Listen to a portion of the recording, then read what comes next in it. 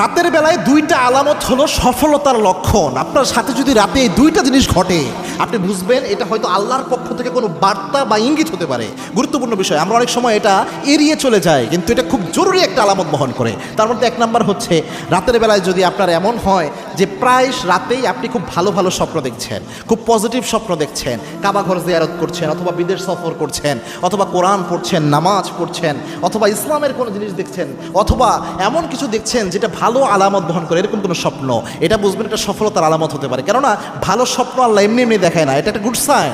এবং কি আল্লাহর হাবিব সাল্লাল্লাহু আলাইহি ওয়াসাল্লাম জানিয়েছেন, বুখারীর বর্ণনা, লাম ইয়াবকা মিনান নবুওয়াতি ইল্লাল মুবাশশিরাত, আল্লাহ রাব্বুল আলামিন নবুয়তের কোনো কিছু অবশিষ্ট রাখেন নাই মুবাশশিরাত ছাড়া।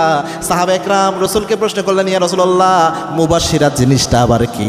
আল্লাহর হাবিব সাল্লাল্লাহু আলাইহি ওয়াসাল্লাম বললেন, আর রুইয়া সলিহা, অর্থাৎ আমার গুনাহগার গোলামরা, আমার গুনাহগার উম্মতরা যখন দিশেহারা হয়ে যাবে, আমি নবীর পরে আর তো কোনো নবী থাকবে না, আমার উম্মতদের দিক নির্দেশনা দেওয়ার জন্য আল্লাহ রাব্বুল আলামিন মাঝে মাঝে ভালো স্বপ্ন দেখাইয়া দিক নির্দেশনা দিবে। সুবহানাল্লাহ। এজন্য ভালো স্বপ্ন দেখা এটা একটা দিক নির্দেশনা আলামত, ভালো সফলতার আলামত। এজন্য আল্লাহর কাছে ভালো স্বপ্ন দেখলে দোয়া করবেন, আল্লাহ এই স্বপ্নের ভালো দিকটা আমাকে দান করেন, এবং চেষ্টা করবেন সফলতার যে যদি কোনো সুযোগ আসে কাজে লাগানোর জন্য।